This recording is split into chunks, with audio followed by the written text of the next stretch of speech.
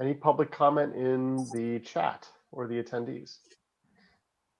Mr. Jones, you are up. Yes, thank you. Thank you for having me. I have some prepared remarks with regards of the Cavante incinerator. Is this the time for that? So this is public comment. You are free to discuss anything that you want for the next 5 minutes, including baseball scores. It is your time. Okay, well, let's hope the Phils. We don't want to talk about that. Let's keep it related to the business at hand, because I get carried away with that. I'm so frustrated. Okay. Good evening. My name is William Jones, and I'm speaking on behalf of the residents of Chester. With the time I have been allotted, I want to make the members clear. Excuse me, let me start over. Good evening. My name is William Jones. I'm speaking on behalf of the residents of Chester. My focus with the time I have been allotted is to make sure the members of this committee understand the position of the people of Chester with regards of the Cavante incinerator. Please understand, we have no intentions of trying to tell our neighbors how to govern or how to vote. We simply want to express our position and how it affects our ability to maintain a quality of life. And also to make clear that any public official claiming otherwise does not represent the will of the people. Chester has a long history of being misrepresented by its leadership, and this time is no different. CNN came and did an Emmy award-winning docuseries labeling Chester as one of the worst cases of environmental racism in the country. The American Lung Association gave Delaware County an F for its air quality in 2019. The Chester asthma rate is 3 times the state average. The Cavante incinerator creates more air pollution and emits more particulate matter than any facility in the country. This matter is known to cause cancer, asthma, decreased lung function, irregular heartbeats, and a host of other serious illnesses. I don't find it ironic that as a child, I suffered from epilepsy and an irregular heartbeat. My mother, grandmother, and aunt all died of cancer. So to me, this is personal. We're not here to make demands. We're asking for allies, because the power that be think no one cares about Chester, but we care. And we're asking every man and woman with a vote, if you care, let your vote reflect the answer to that question. Thank you for having me. Thank you very much. Thank you. Ms. Nesmith, I apologize if I'm mispronouncing that. You're up next. Okay. I don't know if you guys can see me. Can you guys see me? We see a red painted statue of. I know. I'm trying to. I know I only have 5 minutes, so I don't want to take up too much time. I was trying to turn my video on so you can see me and not just my my Buddha. So I don't know. I don't know what's going on, but you know what? I'm still. Ian, is that something you can allow her video? I can have her rejoin as a panelist, and then she could enable video. As an attendee, you only have audio feature. Okay. All right. Good. All right. There you are. All right. Thank you so much. I'm so glad you guys can see me. Okay. I only have 5 minutes, and I'm going to try not to take up the whole 5 minutes. Again, my name is Annie Nesmith, and I am a homeowner in the city of Chester. I've lived in Chester since 1996, and I am a part of Circle, and we are Chester residents that are concerned about the quality of living here. And I just want to first just kind of thank you guys for giving me the opportunity to come before you guys and to share with you what's going on in Chester. We, the residents, we support the zero waste resolution. And we support it, right, because of what we're going through here in Chester. And we need help. We want to call on the humanity of all of Delaware County, Radnor, you're part of Delaware County, to help, because there's so much. We're getting trash. We're getting trash from Philadelphia, at least 100,000 tons per year. We get trash from New York City.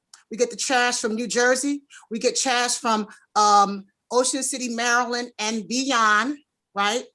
we get at least all the trash from Delaware County, right? I think I know it's more than 40 townships and boroughs, right?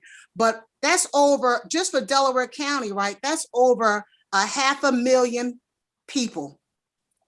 The trucks start to come into Chester at 4:30 in the morning, guys. We have the trains coming in also with all the trash. Covanta is the largest incinerator company in the United States, and it's in the small town or city of Chester. Population is about 35,000. I think Radnor has like what, maybe 31,000 people or something like that, right? So can you imagine? We can't even open our windows because of all of the pollution and the percipient particles that come in. I mean, if you open, and I'm talking personally for myself, I open my windows to get air and dust and stuff, particles are coming in.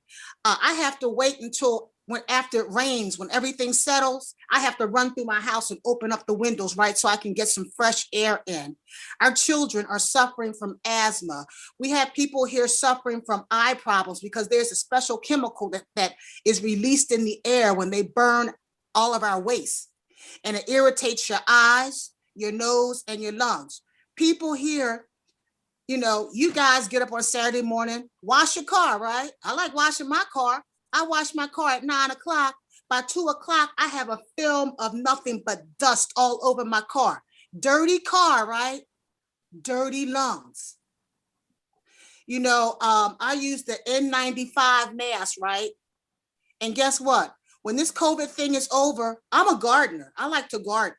I still am going to wear my mask out there because you know what? I don't feel safe. I'm afraid. I have children. I'm a divorcee. I have one son. He graduated from Widener University. He has a wife. I have 2 grandkids that come here. And I'm hanging more plants, air purifiers. And all I have to say is that the people of Chester, we are suffering and we need help. And you know what?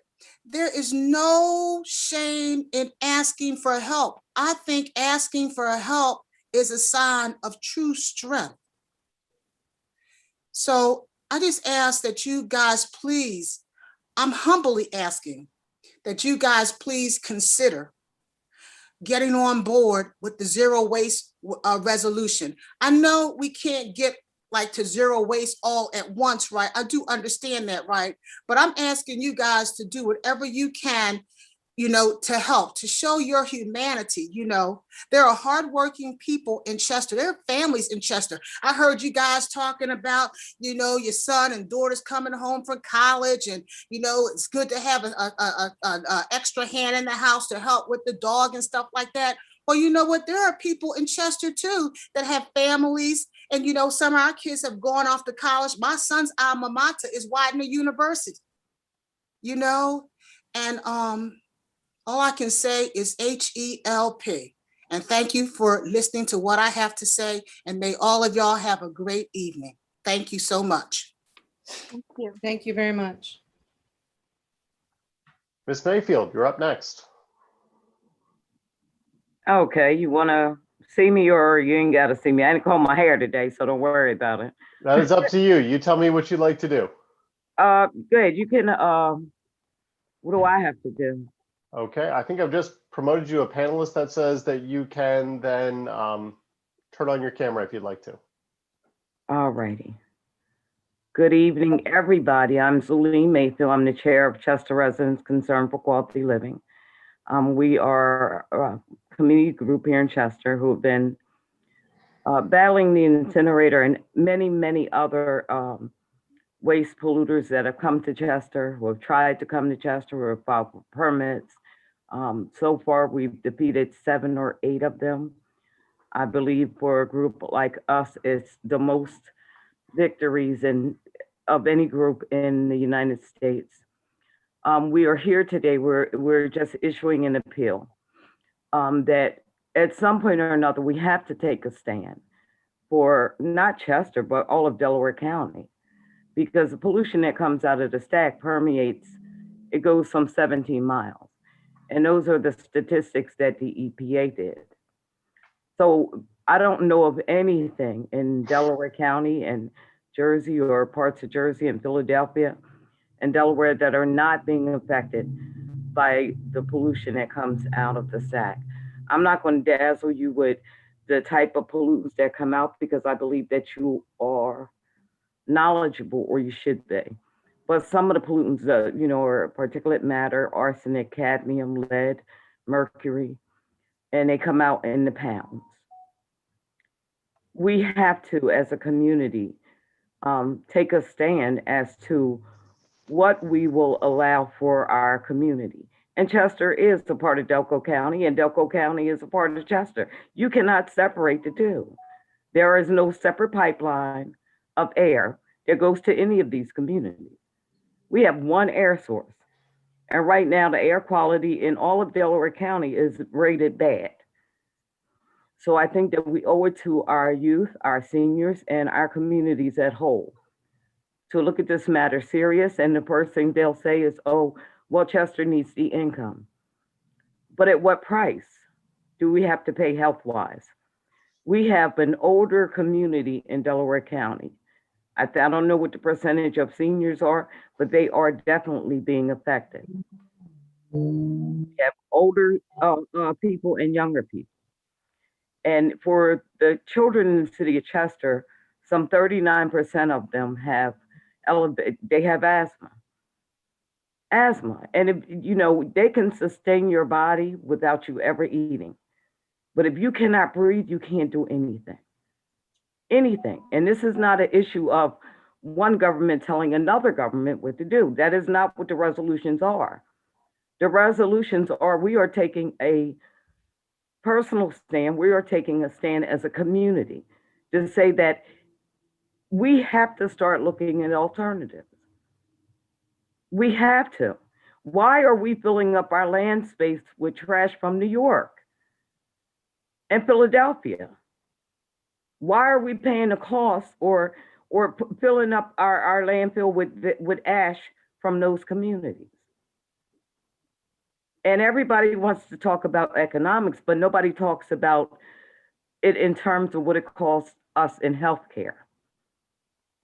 The increased costs for our populations becoming sicker. And we have to associate some of the cardiovascular diseases, some of the diabetes, some of the everyday allergies, the everyday rashes, eye irritations.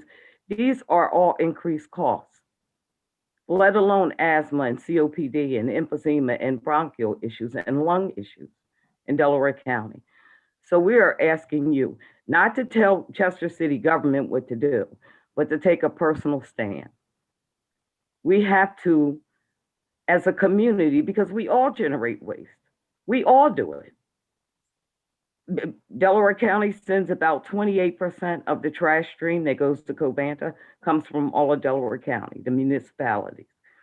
30% or 31% comes from New York. 30% comes from Philadelphia. The city of Chester generates 1.8% of the trash that is burned at Covanta. That is an unfair situation. I don't care how you slice it. And to say that we have to do it because they pay us community host fees, some $5 million a year, it should be $50 million a year for what they are costing us in terms of our health, our diminished quality of life. They have brought our property values down. They have damaged our homes with the 400 to 500 trucks per day, which is double because that's one trip. We get trucks an average of 8 every minute, beginning at 3 o'clock in the morning and continuing down to 6 or 7 o'clock in the evening. So there's no peace, no rest. So that is our position. And we thank you so very much for even allowing us to just give you this is the community. This is who we are. We want the same thing that you want for your children. We want it for ours. We just want our children to be able to breathe better. Understood. Thank you very much, ma'am. Thank you, sir. Thank you so much. Thank you. Mr. Jones, you are up next. He spoke. Oh, I, his think I that's a hand. already spoke holdover. already, sir. Yeah, I spoke already. Ah. Thank you. Okay, excellent. Thank you very much. I'm gonna lower your hand for you. Okay, seeing no additional comment, thank you all very much for coming. Thank you very much for your feedback. We appreciate it. We will take it into account. We have asked our Environmental Action Committee to come back to us after they've done some additional due diligence. So the vote that we took on that last week is not the end of the conversation. I'm going to turn this over to Mr. Tate to give us an update. We're moving to item 3A, 2020 cash basis results. And frankly, I assume with the presentation, you're not going to have me call for each individual item. This is just the finance update generally, and you will walk us through it. Thank you, Mr. President. We do have some screen sharing. I know, I think from Bill's computer, we'll have the ability to do that. But I do want to kick off with just a brief update on the audit. Our financial audit is well underway. Following last year and with COVID, we had a good practice run of doing pretty much everything virtually and remotely. So we started off in early February and uploading information to our auditors through about mid to late March. And so they were well into their field work by the end of March and continued to do most of the work off site. Last week and this week, they've been on site. We're dotting some I's, crossing some T's, finalizing the bulk of the field work. And hopefully we expect within the next week and a half, field work to be completed, and we'll move forward to having our draft financial statements, our first draft of the financial statements at that time. And no issues at this point so far. Nothing, nothing coming up, nothing to report back. Everything is going well. And then Bob, real quick, I know we received word from GFOA on the Certificate of Excellence. Just while I'm pulling this up, just a quick update if you could for the board. So the GFOA reviews our comprehensive annual financial report. So our last report was for 2019, submitted in July of 2020. And it does normally take until about the end of the year. With COVID, it did run a little bit longer. So we were recently notified that we are receiving the award again for our 2019 report, Excellence in Financial Reporting. Yeah, so thank you. That's a bit of good news. Normally, that's something we would do at a regular board meeting when we're all in person. And you know, we just given the announcement, we're excited to bring it up since we're talking about finances tonight, to let the board know that we were successful once again. Thanks primarily to Bob's efforts and the entire finance team and everyone they work with in all the departments to put all that information together and to report it in a format that's that GFOA likes and compliant with all of the guidelines and responsibilities. So Bob, well done as always. Thank you very much. We'll be excited to slap that little 2019 sticker on the plaque in the boardroom. And I have to acknowledge the department. It's truly a team effort. There's a lot of work done by everyone involved. So I'm just happy to have such a great team in order to get this done. Congratulations. Thank you. Ditto. I'll extend it to the team. All right, switching gears. So hopefully everyone can see an Excel spreadsheet. Yep. Excellent. So the way we're going to approach this tonight is Bob and I will be, handing the baton back and forth. I wanted to just start off with kind of the 30,000 foot view. And then as you can see at the bottom, we have various tabs.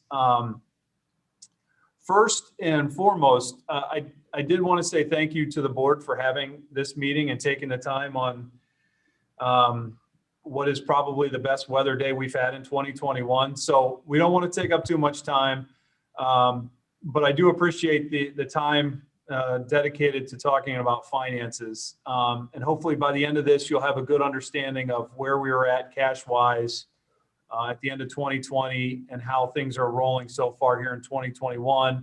And then we'll end real quickly with just kind of the next steps throughout 2021. So from a very, very high level, we wanted to let the board know. So we ended 2020.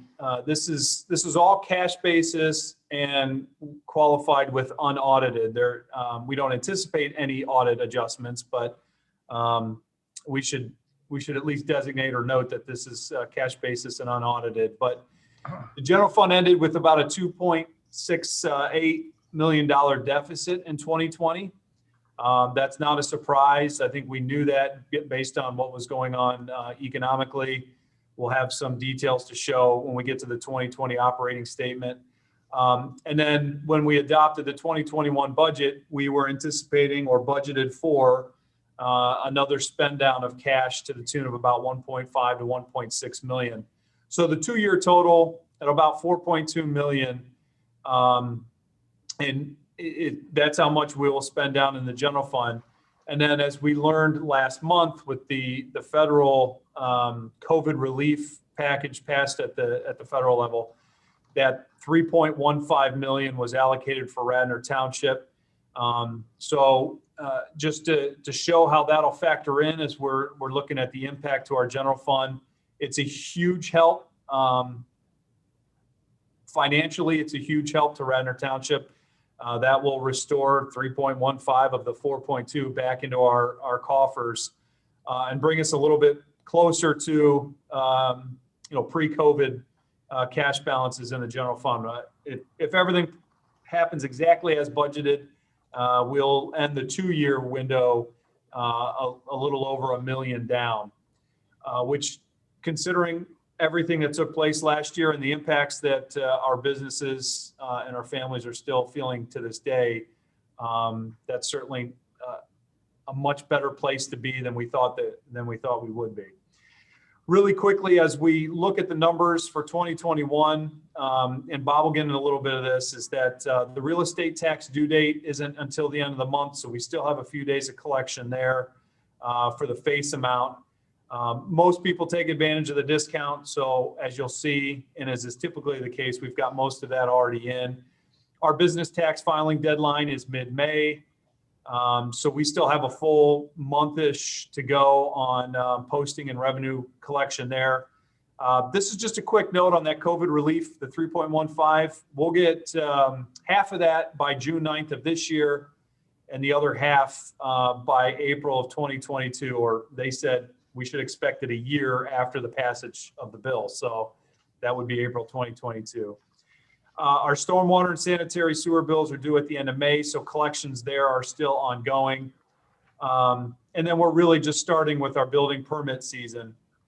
That runs all the way pretty much through the summer. Some significant impacts that we wanted to highlight before we got into the numbers. On the expense side, we're carrying several vacant positions, 6 full-time, 6 part-time. And that is, in terms of operations, that is making it difficult, mostly for public works, because that's where those positions are at. As we did talk about Thursday, 3 of those have been filled. But what we're looking at tonight is looking back. So really that 6 full-time is down to 3 full-time. Mercantile and business privileges. Mercantile, the number of filers is on pace, but we'll see that the gross receipts are lagging. I don't think there's any big surprise there, given the restrictions on the retail side in terms of capacity.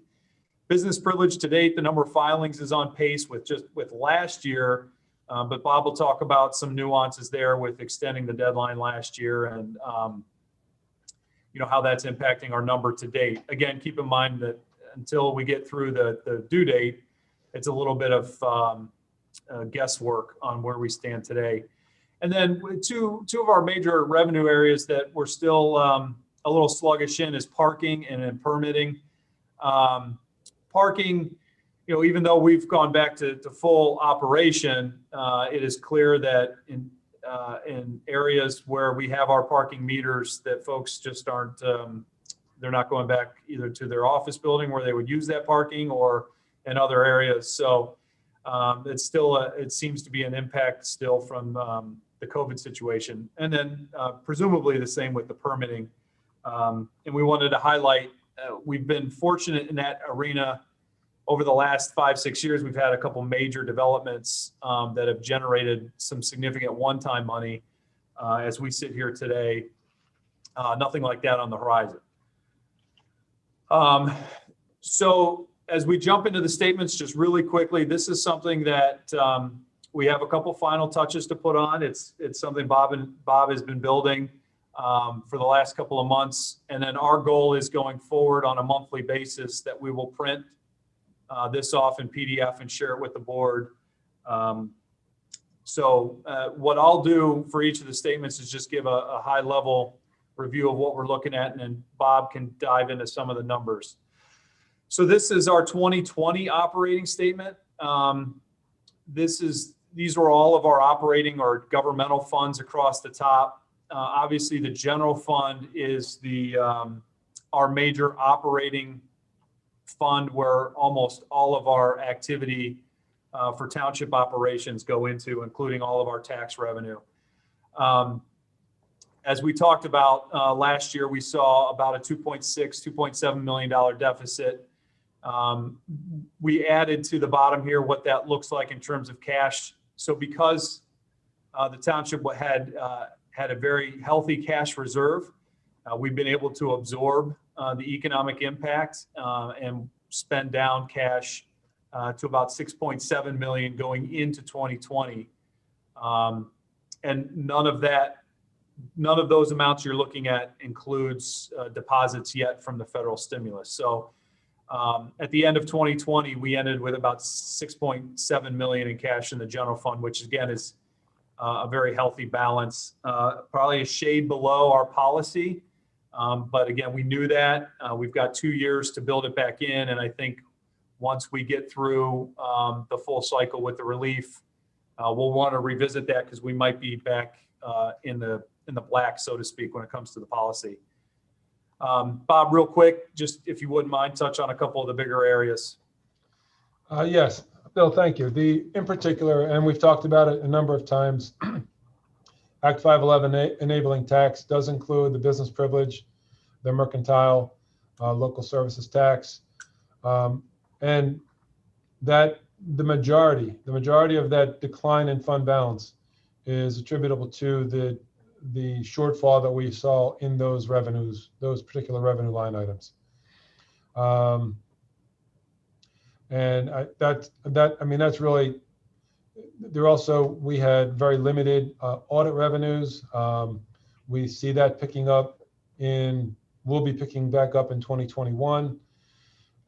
And also just a thanks to the board for allocating that position for Act 511. I'll talk a little bit more about that on the next slide, but or the next screen. But the work that Michelle has been doing has been just tremendous, and things will be. I think that whole program will see some tremendous benefits as we move forward. In the departmental earnings, again, the biggest area there is around the parking, the meters, the enforcement. With general effects of COVID, activity down, we saw just some major declines in those revenue line items. That's really kind of at a high level. I mean, those are the areas that have been most affected, and we're hoping to see that bounce back this year. Of course, we all are. All right, and then we'll switch over now. So same report. It's the township's operating statement, which includes all of our governmental funds. Again, general funds, our primary operating fund. We got our revenues and expenses. So what we're looking at now is 2021, and this is one of the issues with Excel, at least in terms of presenting, is that it's difficult to see. But what we're looking at are our first 4 periods of the year, which represents January through April. And that'll be important, not so much on this screen, but some of the future ones where we get into detail on Act 511 and real estate tax, where we're looking at multi-year comparisons.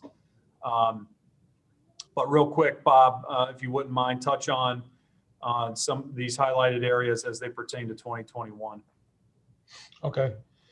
So this is our, Bill, did you want to get the operating statement? We're on the budget statement. Oh, I'm sorry. No problem. Yeah, thank you, Bob. So No. yeah, I apologize. Yeah, we have three of these. We have the 2020, we have the budget statement and the 2021 operating statement. So yeah, my apologies. No. This, we wanted to include this just to show kind of a reference point to what the board adopted with the 2021 budget. So these represent the total budget amounts that were included in the budget document that was adopted back in December. We had highlighted these cells just again as a reference point to, if you recall the discussions late fall, early winter, looking forward to a little bit of recovery on the revenue side. And so that's, again, for the packet that we print out, hopefully this is helpful. So yeah, let me jump over to the actual revenue side. And take it away, Bob. Thanks for that. Sorry. Sure. So what we're looking at is actual activity on a cash basis, January 1, literally right through today. Activity that was posted and transactions that were occurred that were actually posted overnight. This is the activity right through today. And real estate taxes, very healthy. No need to go into too much detail there. The Act 511, we are,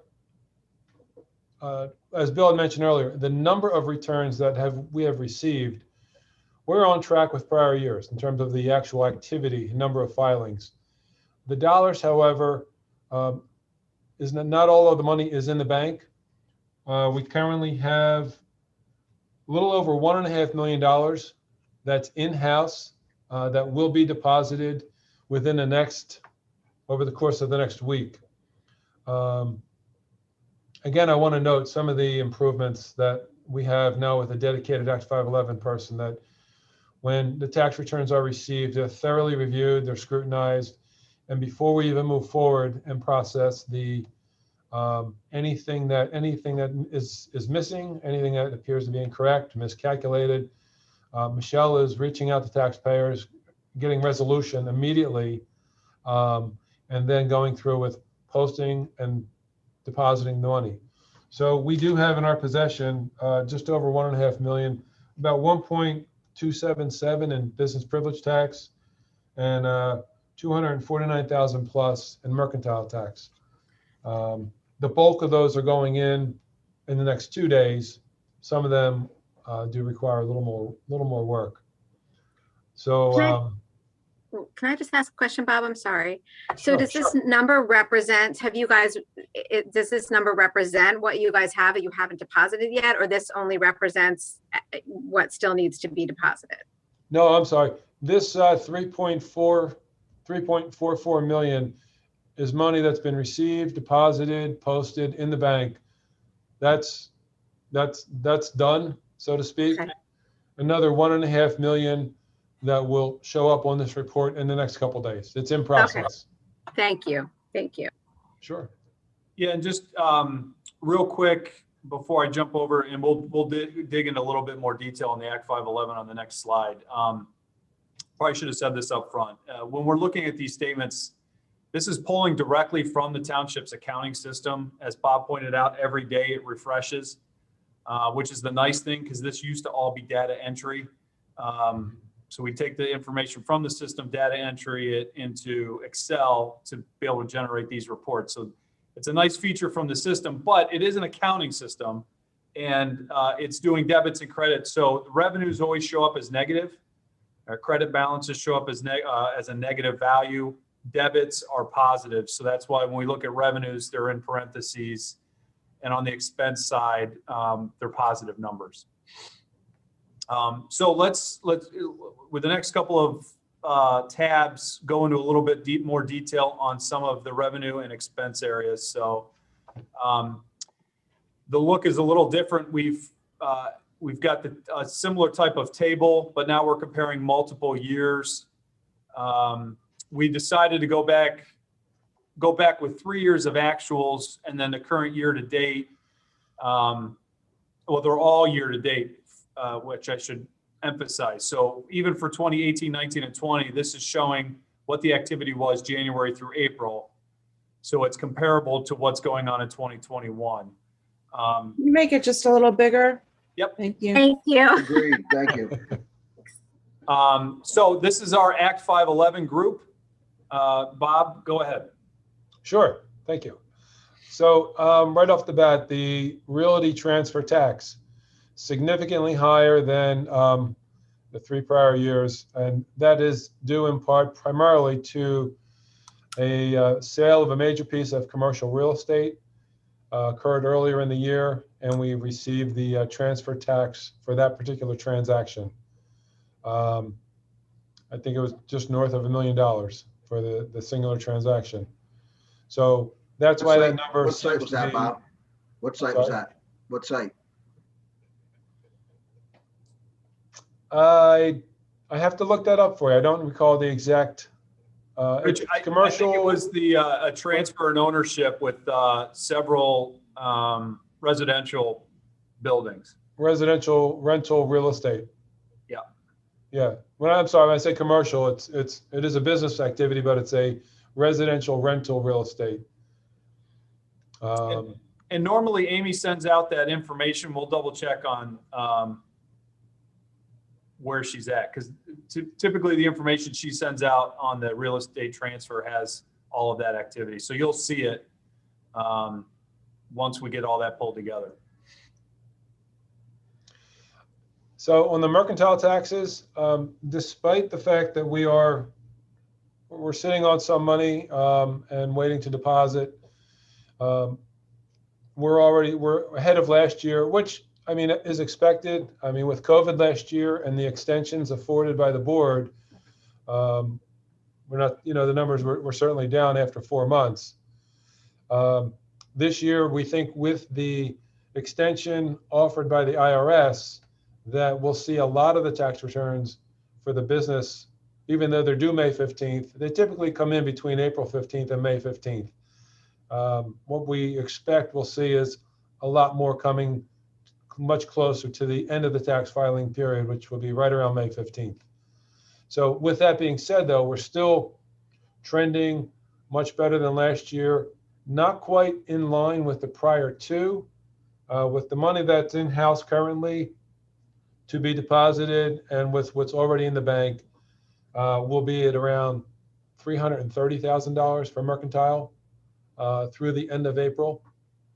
The number of returns is actually up and in line with the prior 2 years. So believe it or not, that's only about 42 tax returns. So, and then on the business privilege side, same thing. We're ahead of last year with the money we're holding, and once we deposit in the next few days, our BPT number will be up in the range of 2.5 million. So we'll be in line and slightly ahead of 2019 and 2018. The number of filers also, last year at this time, we had 435 tax returns posted. And by the end of April, we're going to be at about 453. So slightly ahead.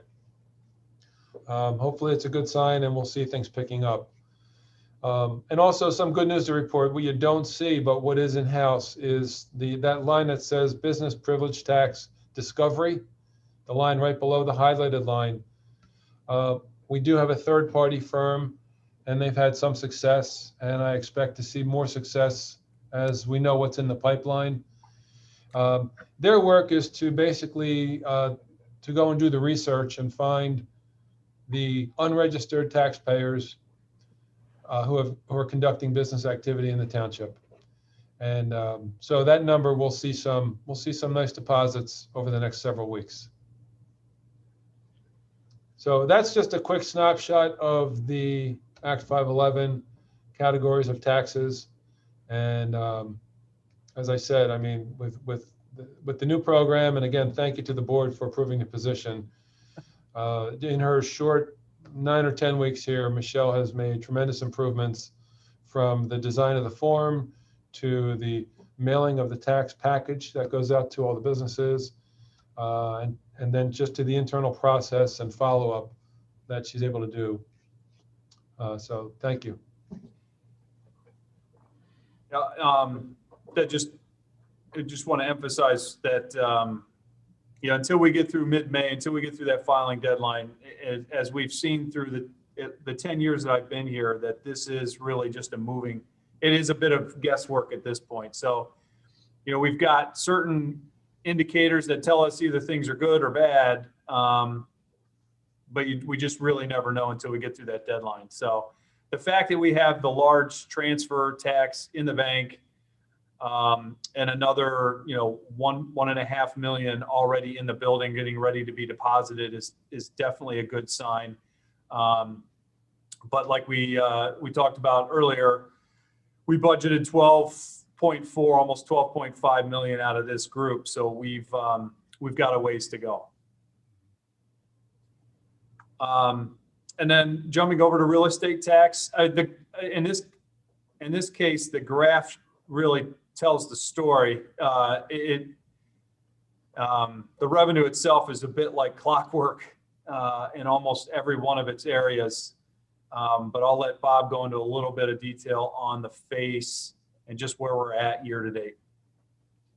So our collections year to date, we are already outpacing the prior year, the prior 3 years, in fact. What we're seeing here is, and other than just it's a function of our collections, last year in 2020, the collections for the first 4 months, we collected 84.4% of the total real estate taxes billed. And like Bill said, it's like clockwork. Every year, we're collecting a significant amount of the real estate taxes by the due date. This year, however, our collections are up to 89.82%. So we're looking at almost a 5.5% increase just in the collections on the face amount of the taxes. So it's nice. I think the extension afforded by the board last year was certainly some relief to our residents on the real estate taxes. This year, things just seem to be picking back up, and they're coming in quick. So another 10%, a little over 10% to go in that category, and with with our interim assessments that come in throughout the year, that number does creep up a little bit year over year as well. So, but collections are solid. Collections are healthy. Yep. And it's worth noting, just for comparison purposes, as Bob pointed out, I just want to emphasize that for 2020, the board was nice enough or recognized the situation with the economic impact and extended the deadline. So, the first 4-month comparison, we lose a little bit with 2020 because collections lagged a couple months later than normal. But by the end of summer, that should all normalize and we'll have good comparisons. But as Bob pointed out, the good news is for 2021, we're right where we would want to be for our single biggest revenue source, which is good. All right, switching gears over to our departmental earnings. Just quickly, this group represents pretty much any of the fees and revenue activity generated by police, public works, and rec and community programming. Most of what community development generates is on the permitting side. I think ultimately when this report is done and bundled up and printed, we will have a page dedicated to the permits. There isn't a whole lot to report there for tonight, but we have the departmental earnings. And Bob, if there's a couple highlights here, so go ahead. Sure. The kiosks, activity is just simply down. in the business areas, in some of the lots where the businesses typically utilize the kiosks during the work week, Monday through Friday, that activity has been down, continues to be slow in recovering. And in the business district as well, while it's picking up, we have not, it's just not at the levels that it has been in the prior, 3 years. So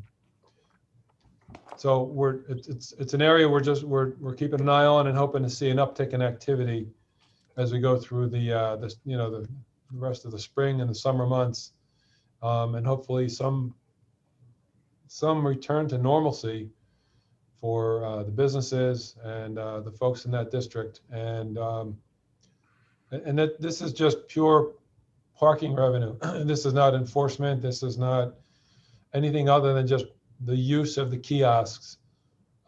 So, I mean, while we did expect a decline in 2020, as we see, we're hoping the rebound in 2021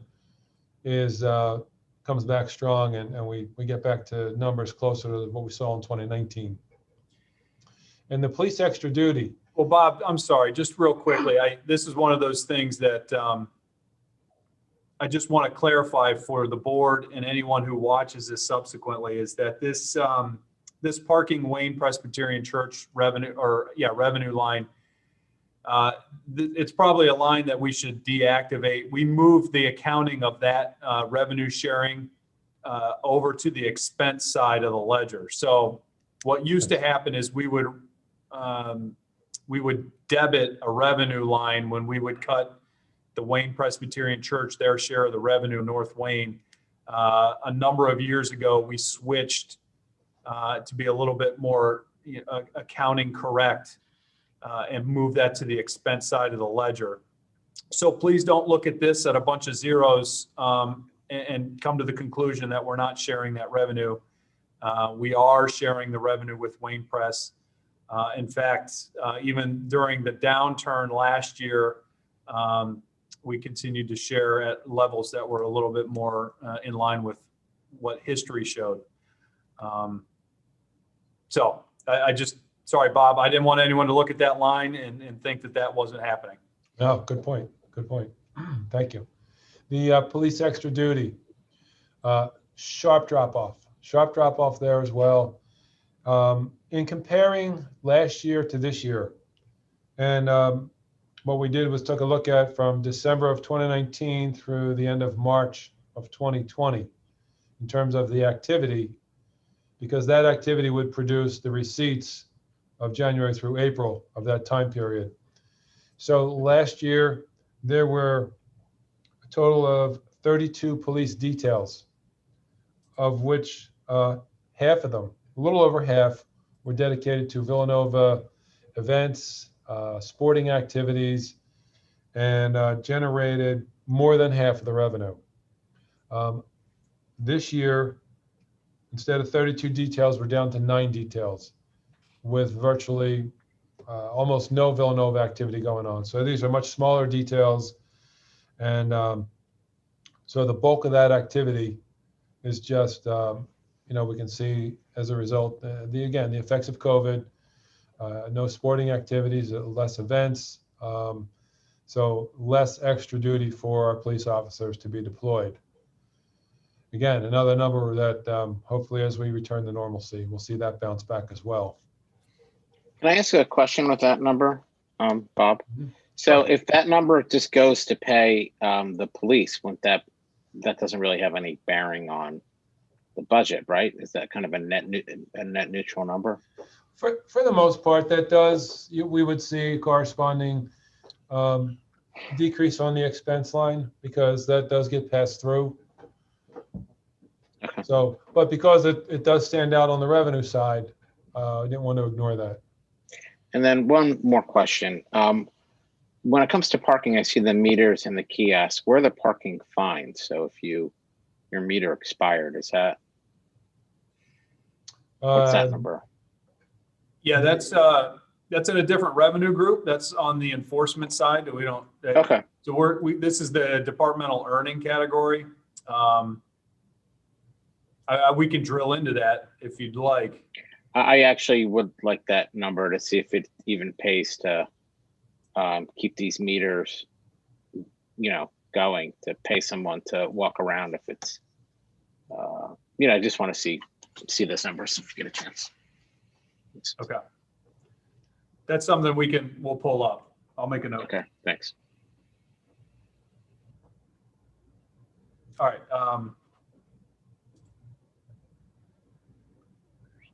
Switching over to the debit side of the ledger. This is the general fund expenses. So this is all departments, all categories, all divisions. This is total general fund spending. January, so periods 1 through 4 as highlighted here in this little slicer table. This compares the first 4 months of each of the years to where we're at today. So we do this on the expense side. We'll have this summary. We'll have the similar graphing that can quickly identify any kind of significant differences.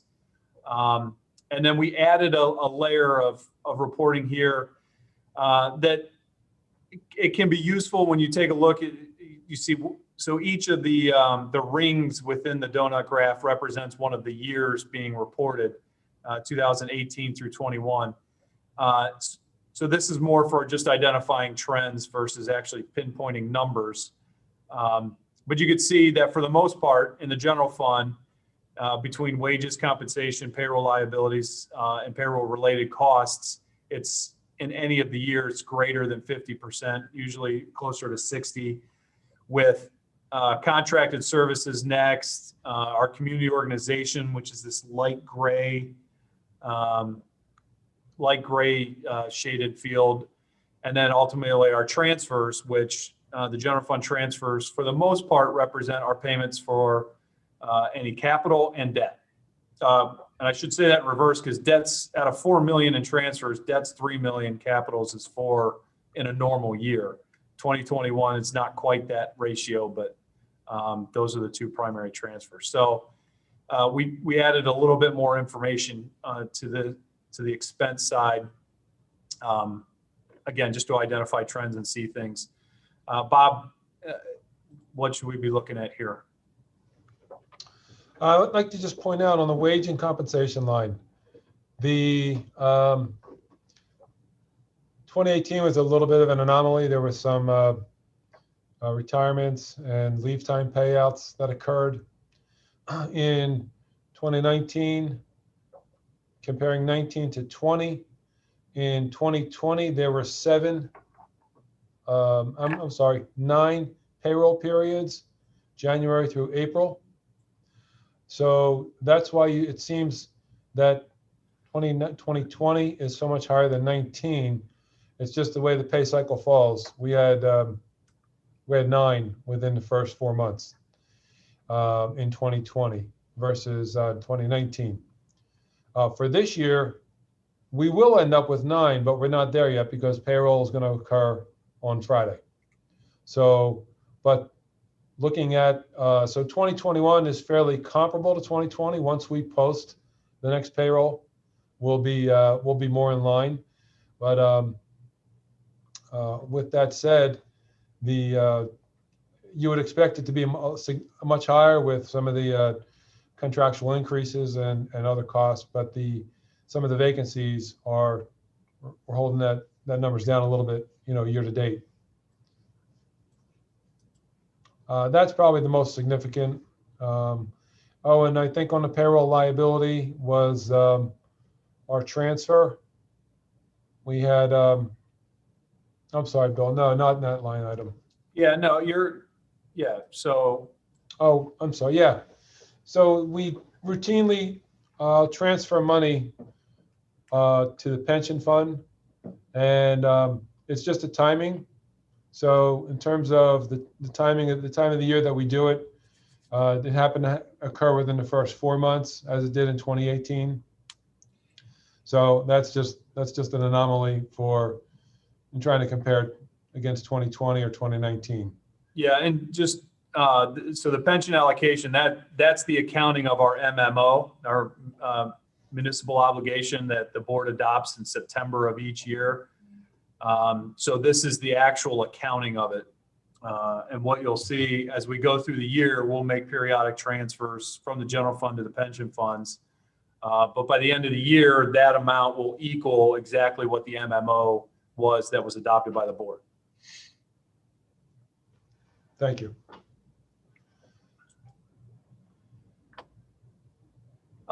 So just real quickly then, when we're taking a look at the total expenses, one other one that I think we should just talk about quickly, Bob, if you could, is this one that I highlighted here. It's kind of tucked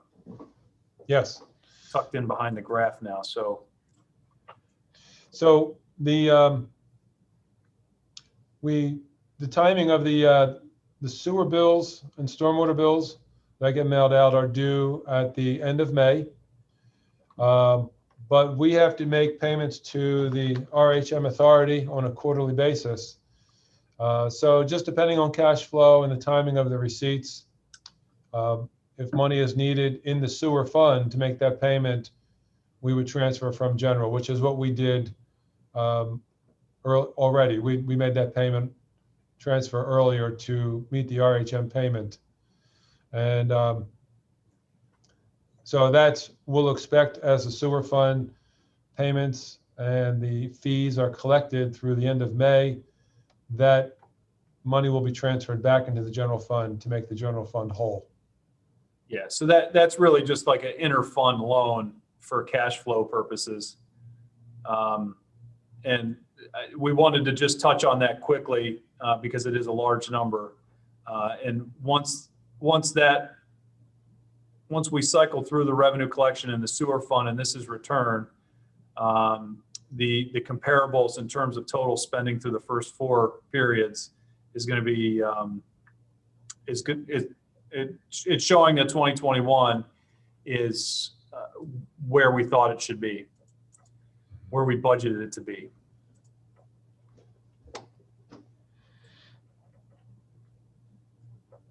So that is the high level information that we wanted to step through.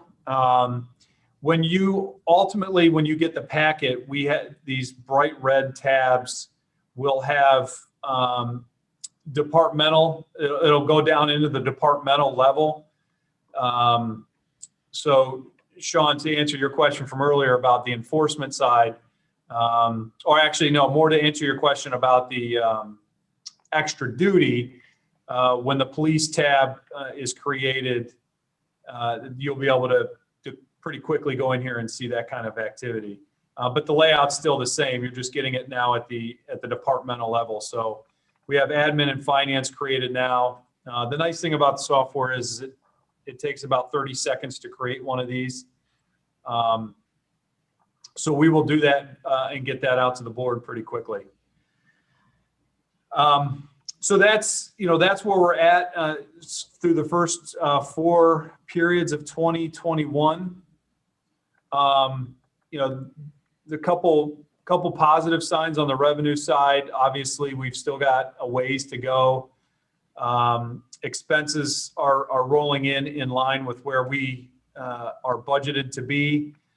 We are realizing some savings with the vacant positions, but as we talked about Thursday night in exec, that is putting a strain on Public Works in terms of reallocating the manpower on a daily basis to, based on the priorities of the department. So we did fill 3 of those. The other ones are currently in advertising and various stages. But yeah, that's where we're at for now. Looking forward is, like I had mentioned, we'll finish building this out and get it printed on a monthly basis. We're hoping that, tonight's meeting is kind of if nothing else, the board and any of the public watching now or later, just get a sense of, kind of where we ended 2020. We knew it wasn't going to be good. It wasn't. But we knew the areas that we were going to fall short in and it panned out as we had thought it would. And then as we look at 2021, just what the major areas are that are going to drive the conversations going forward, and then how these different financial areas mature over the year, and how whether we're hitting our marks or falling short on the revenue side, or if there's anything on the expense side that occurs that might throw us out of whack. Even with the winter, as bad as it was with the overtime, the comparable in total overtime this year, it's obviously a lot higher than it was a year ago, but we're not that far off from where we were in 18 or 19. So, on the expense side, things are a little bit more stable again, because, most of it's tied up in fixed costs with our payroll. But hopefully this sets the table for the conversation for the rest of the year. Our goal, again, is to get this in front of you on a monthly basis. We have a couple other special meetings on the calendar.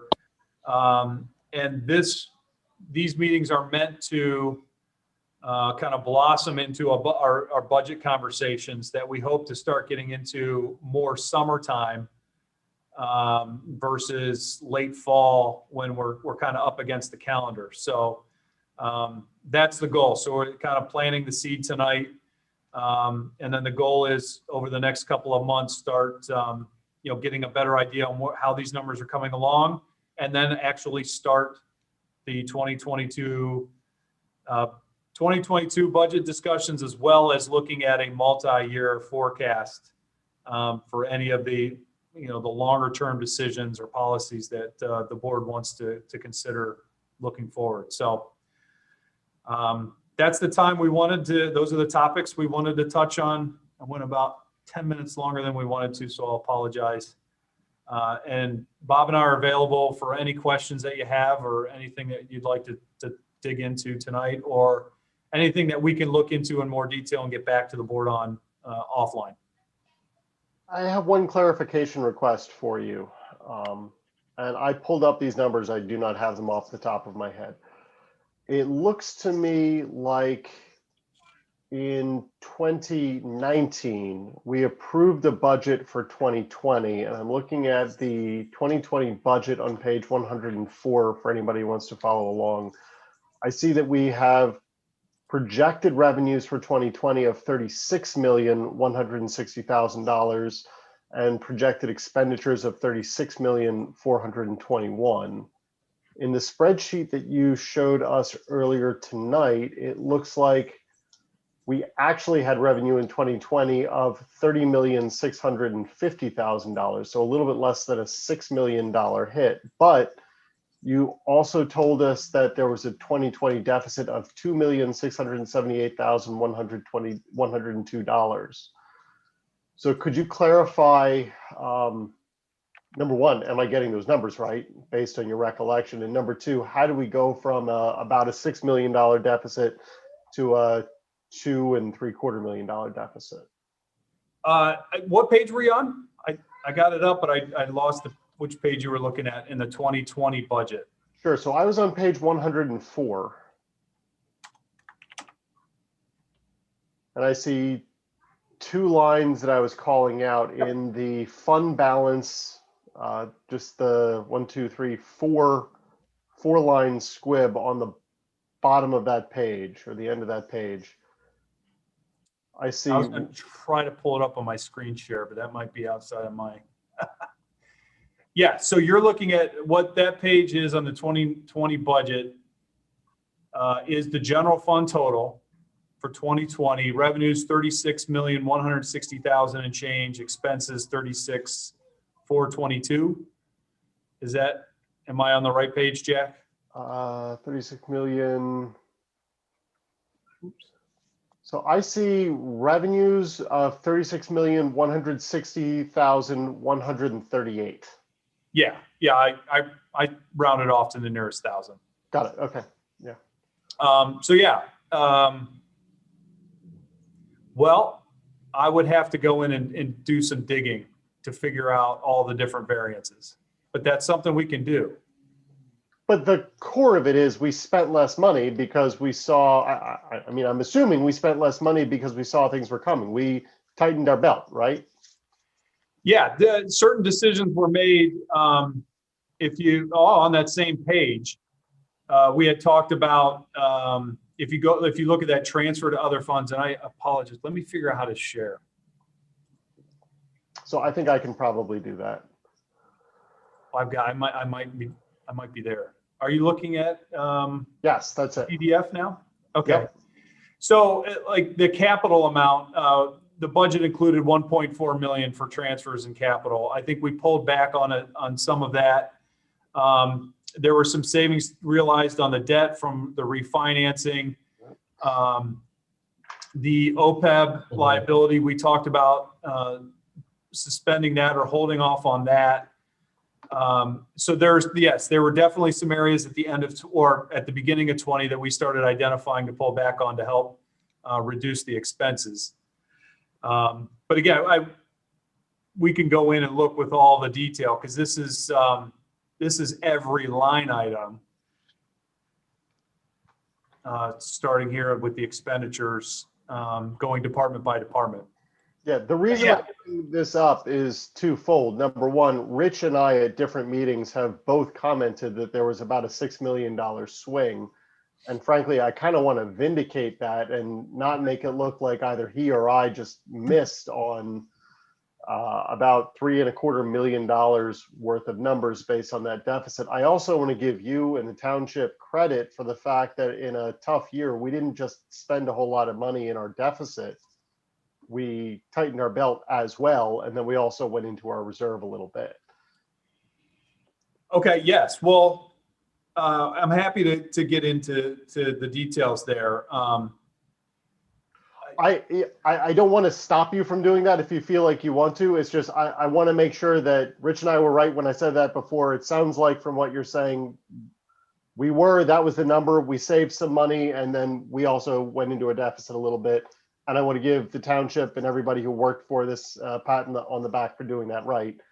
I'm not trying to grill you on what the numbers were. I just want to clarify why the public has heard different numbers from us in the past and how we got to this deficit in particular. And for my money, you have answered that question. Okay. Well, I'm stuttering because I'm doing two things at once, but we're happy to get to the answer. I'm curious now. So it's a good test for the software. That should be an analysis that we can do pretty quickly now. Okay.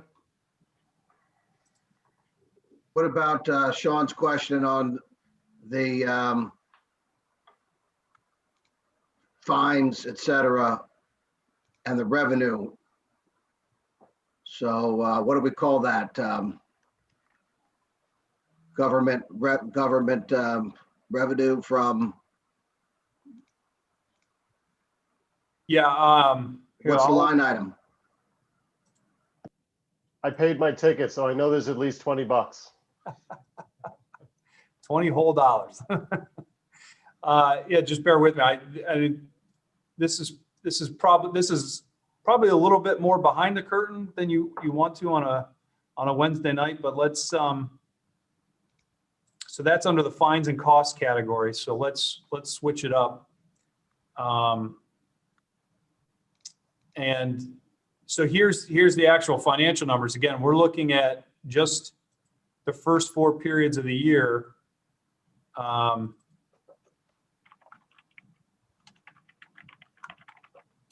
Bill, when you say the first 4 periods, you mean the first 4 months? Yeah, sorry. Because I mean, April's still not over, right? I mean, there's still a little bit left, right? Yeah. Yeah. So the comparison for 2021 is probably missing about a week. Okay. In normal activity, this would be normal. I want to qualify that because as Bob pointed out when talking about the business privilege taxes, there's obviously a lot more analysis that goes into what is being filed before it ultimately makes it to one of these spreadsheets. So there might be a little bit more than a week lag there.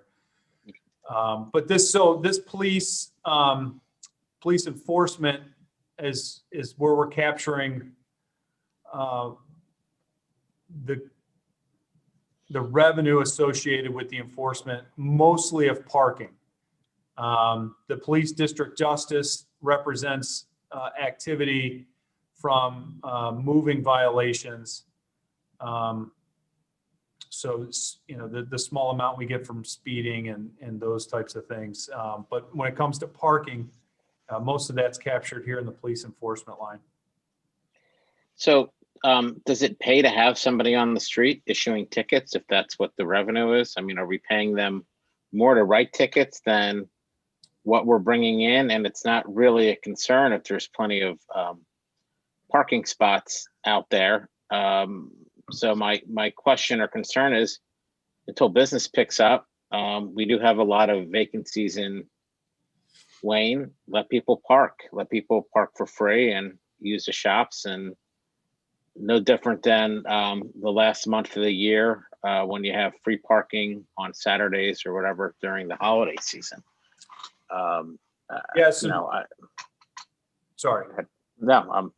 No, this is the age-old debate of what's the appropriate approach for parking, and this is really a discussion I'd love to have Chris and his team on for, because they live it every single day. But when the parking and the enforcement and the revenue generated is kind of a byproduct of the program. The idea of limiting parking. Especially in certain districts, is to help with turnover. And we saw that firsthand last year, because for most of last year, we did not charge for parking. And as it turned out, we had people parking in 2-hour spots in front of a store in Wayne for, 8 hours. So we had employees parking on North Wayne Avenue all day and taking spots away from people that might have been there for carryout. Or under normal circumstances, hopefully people who are there to stop and have dinner. So, the whole conversation about the right approach for parking goes well beyond the financial aspect of it. The revenue generated for the parking itself is needed to resurface lots, to make improvements. Some of the money's going into the general fund. It's helping fund capital.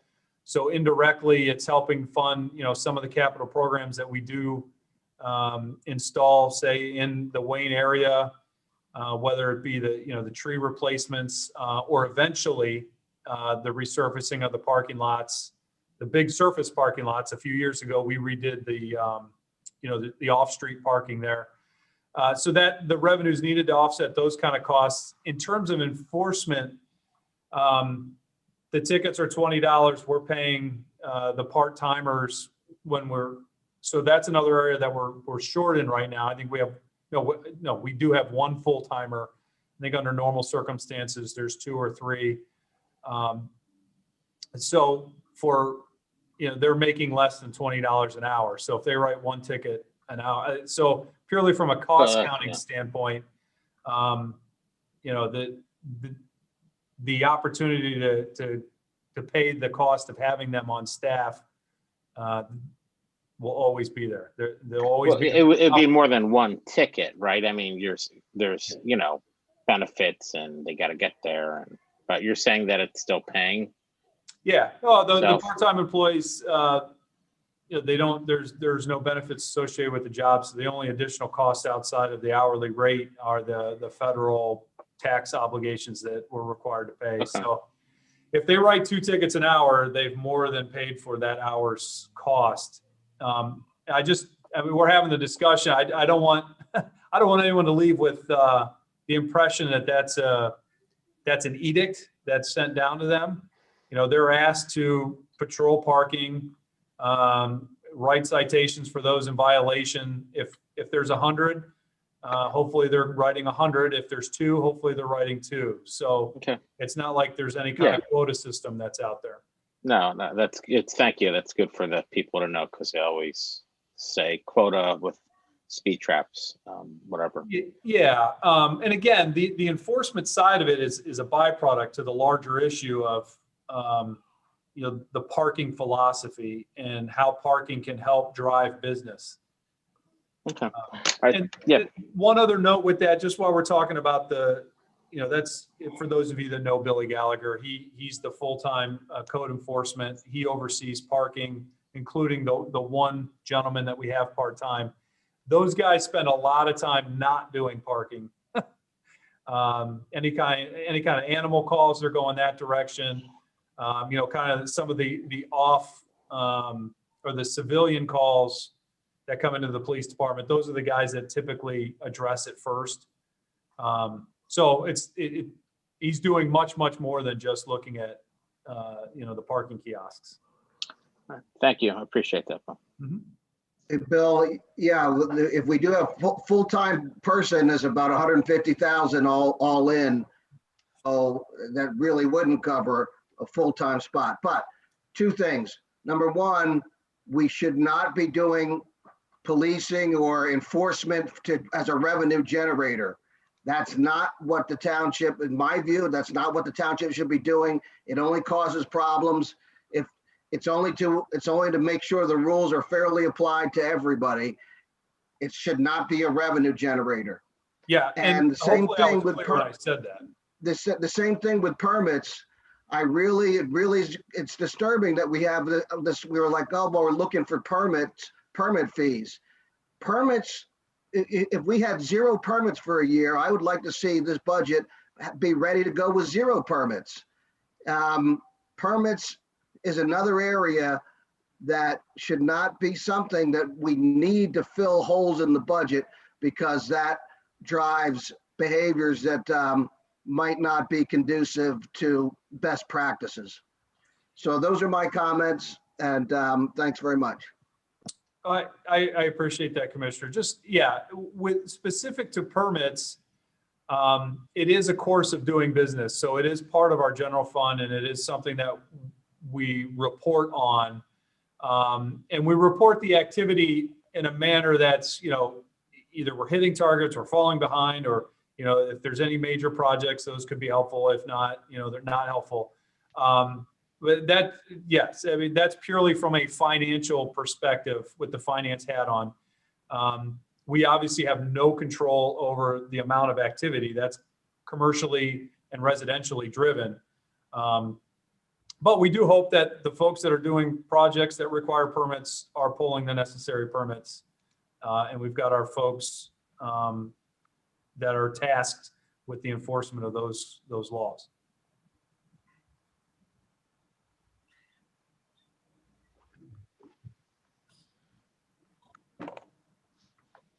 Anything else for the good of the order?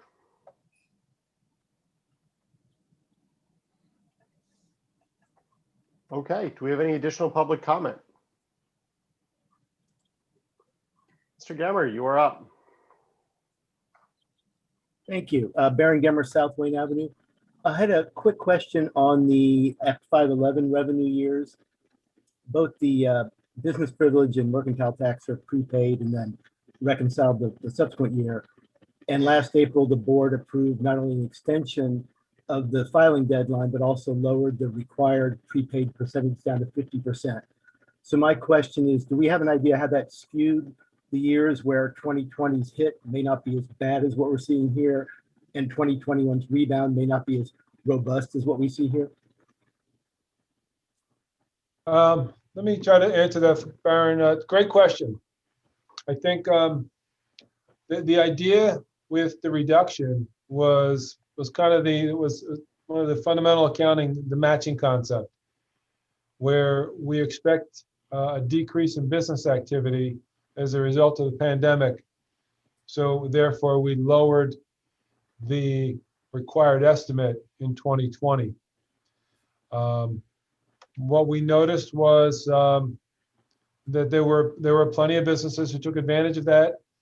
And if in 2021, the expectation is that there is some rebound in business activity, then the hope is that we see a more normalized 2021 tax reporting year. And because we absorbed some of the reduction in 2020. We'll know more between May 15th and June 1st. But excellent question. And I don't know, until we get through this cycle, we'll have a better handle to know exactly, the effects of that change last year. Yeah, no, thank you. I understand that the rationale was great. We're trying to take all the hit in 1 year. And thank you for the answer and thanks for a great presentation. If I could just, Bob, can I put you on the spot for one real quick question? So had the Sure. board not reduced the estimate portion of the filing requirement, what percentage would businesses had to have estimated? The businesses would have been required to estimate based upon 100% of their taxable gross receipts from 2019. Yeah. So Yeah, I wanted to emphasize that because I think that's a great way of answering Baron's question from the other perspective, is from the business perspective, in a year where they were getting hardest hit, they would have had to estimate based on a year of normal activity in a year where they were probably more cash strapped than they've been ever. So again, the board deserves the credit there in helping the businesses out. And then circling back to the way you answered it, which is spot on in terms of how it impacts our financials, is it matches the difficult revenue in the difficult year with now businesses reconciling based on 50% instead of basing on 100%. And now, had that happen, we'd be issuing refunds. correct. And it would have completely skewed the numbers. And so, Yes, yes, it was a tremendous move last year. And I think when it's all said and done, we'll see I'm hoping, and my expectation is a much more normalized tax reporting year. And we'll know in the next 6 weeks. I think we're hoping for that normalization beyond just the tax receipts. Yeah, yes, in all aspects of life.